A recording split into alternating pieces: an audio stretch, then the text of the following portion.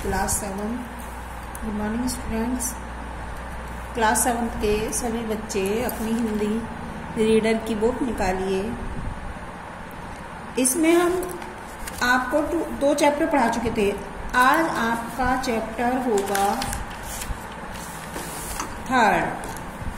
Third chapter विषम ज्वर, page number 18 पर। सभी बच्चे अपनी हिंदी रीडर की बुक निकालिए। प्यारे बच्चों, इस कहानी में विषम ज्वर कहानी में यह बताया गया है कि ये जो कहानी है एक ऐसे व्यक्ति की कहानी है जो दिन रात मेहनत करता है और मेहनत करने के बाद एक एक पाई अपनी पत्नी और बच्चों की जरूरतों पर खर्च कर देता है, मतलब जरूरतें पूरी करने में लगा देता है। अचानक से मिली अधिक आय, अब उसे अचानक से जो ज्यादा आय मिली उसने उस आय ने यह सोचने पर उसे मजबूर कर दिया कि अब इन पैसों का क्या किया जाए, ये कैसे खर्च किए जाएं। आइए देखिए, इस चैप्टर की रीडिंग लगाते हैं और देखते हैं इस चैप्टर में है क्या विषम ज्वर में। सभी बच्चे अपने चैप्टर की रीडिंग लगाए। देखिए, हर महीने की पहली तारीख की शाम को मोहनदास दफ्तर से वेतन लेता और घर जाता। आज भी पहली तारीख को मोहनदास वेतन लेने की पंक्ति में खड़ा था। वेतन के रजिस्टर पर हस्ताक्षर करते हुए सहसा उसकी उंगली ठिठक गई। उसकी निगाह 109 के अंकों पर ठहर गई। उसे पक्का विश्वास था कि कैशियर ने भूल की है, क्योंकि उसका मासिक वेतन तो 100 रुपए है और उसे 9 रुपए ज्यादा मिल गए। 10 रुपए वाले 10 नोट, एक 5 का और 4 खुदरा नोट। ये तो सच में 109 रुपए हैं। क्षण भर के लिए कुछ सोचा, फिर बोला, मेरा वेतन तो केवल 100 रुपए है, ये अतिरिक्त 9 रुपए काहे के? 10 रुपए, ये 9 रुपए काहे के? 10 रुपए वाले कैशियर बिना माथा उठाए बोला, पिछले महीने तुमने हर दिन हर घंटा भर ज्यादा काम किया, यह रकम उसी की है। मालिक स्वयं तुम्हें काम करते देखते थे। तब कैशियर ने मोहनदास को देखा और पुनः कहा, ले लो भाई, तुम्हारे परिश्रम के ही पैसे हैं। मोहनदास ने 109 रुपए अंदर वाली जेब में रखे और दफ्तर से बाहर आ गया। पिछले 12 वर्षों में मोहनदास इस दफ्तर में काम कर रहा था। घर में उसकी पत्नी और 2 बच्चे थे। इतने सालों से वेतन की पूरी रकम पत्नी के हाथों में देता था। एक धेला भी कभी अपने पास नहीं रखता था। उसे कोई व्यसन भी नहीं था, न चाय पीता था न नाश्ता करता था और दफ्तर भी पैदल जाता था। पिछले 10 वर्षों से उसने सिनेमा भी नहीं देखा था। पर अब जो उसके हाथ में 9 रुपए अधिक आ गए, उसे तो जैसे कुछ समझ में ही नहीं आ रहा था कि उन पैसों का क्या किया जाए।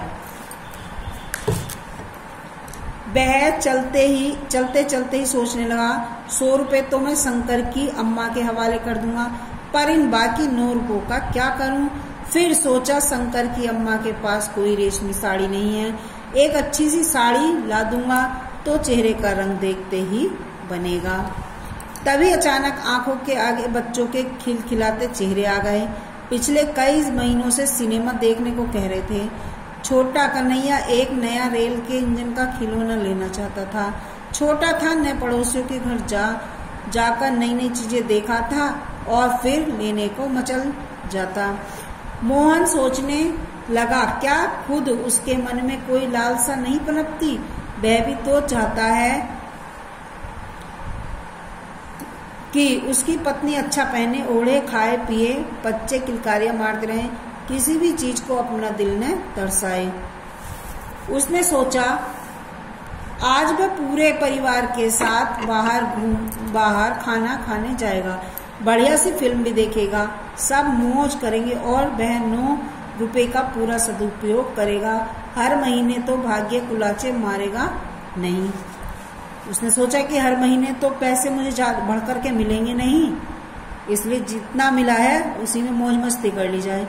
मोहनदास ने चलते चलते अपनी जब जेब टटोली और उसकी आंखें पैसे को छूते ही चमक उठी। अचानक से एक विचार उसके दिमाग में झंझना गया।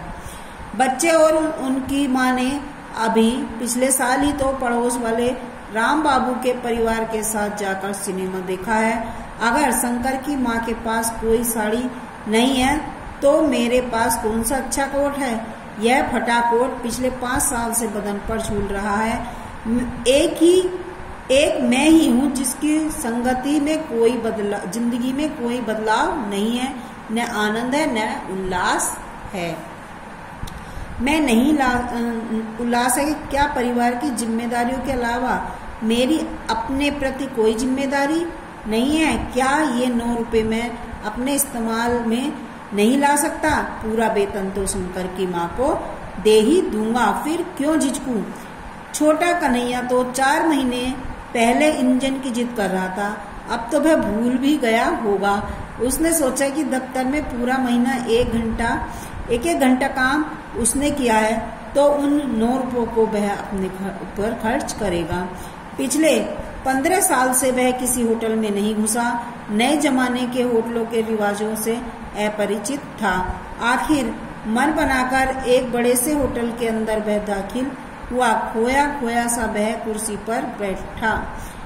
इतने में होटल का एक वेटर टेबल के पास आ गया और उसने शीशे और फ्रेम में मढ़ी हुई खाने की चीजों की छपी लिस्ट सामने रख दी।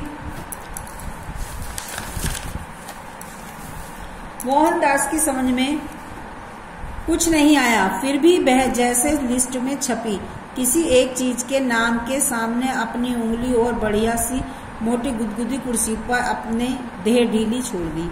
बेचारे मोहनदास को वेटर के जाते ही अपने लड़के याद आए। आदत से मजबूर सोचा ऐसा पैसा क्यों बर्बाद करूं। एकदम से उठा और होटल के बाहर आ गया। फिर होटल से बाहर निकला और सिनेमा हाउस के सामने घर आ गया। टिकट लेने की खिड़की के सामने लंबी कतार में खड़ा हो गया। नंबर आया तो फिर भी बीवी बच्चों के मुखड़े याद आ गए। सोचने लगा क्या पता फिल्म कैसी हो, अनदेखी अनसुनी चीज के लिए 10 आने पैसे क्यों फेंक दूं। बेचारे ने टिकट नहीं लिया और बाहर निकल आया। आगे बढ़ा और बीच बीच में कपड़ों की दुकान के सामने खड़ा हो जाता। कभी रेशमी कभी सूती साड़ी देखता, सब एक से एक बढ़िया नमूने। कभी आंखों के सामने ताजे फल और सूखे मेवे नाचते तो कभी कठिनाइयों से सजे थाल झूमते तो कभी शरबत भरी रंग बिरंगी बोतलें। मोहनदास बेचारा रात 11 बजे तक सड़कों पर यूं ही भटकता रहा। थक गया तो उसने अपने आप को घर लौटने के लिए तैयार किया। फिर अचानक जाने क्या सूझा कि ढेर सारी मिठाइयां खरीद ली। घर पहुंचा तो पत्नी उसी की प्रतीक्षा में जागी हुई मिली।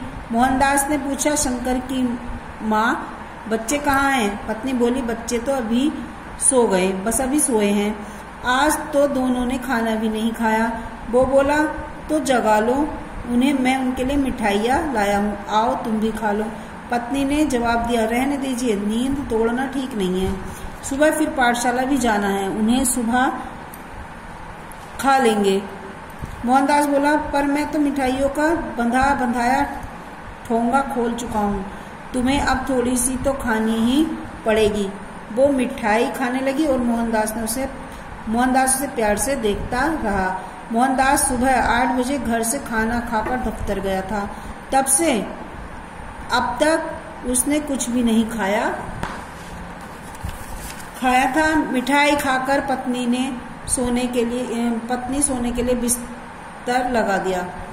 बिस्तर पर लेटते हुए मोहनदास ने अपनी पत्नी से कहा, सुनती हो, अब से शाम को मैं कभी दफ्तर में नहीं रुकूंगा। फिर सोते हुए बच्चों को बारी बारी से चूम लिया, उन्हें देखता रहा और उनके सिर पर आहिस्ता आहिस्ता हाथ फेरता रहा। इसके बाद वह गहरी नींद में सो गया। नींद तो गहरी आनी ही थी। 9 रुपए की ऊपरी आमदनी का विषम ज्वर उतर चुका था और नब्ज में खून अपनी स्वाभाविक गति से दौड़ रहा था। इस चैप्टर की हमने अभी रीडिंग लगाई, विषम ज्वर कैसा भयानक ज्वर था। आज के लिए इतना ही। धन्यवाद बच्चों।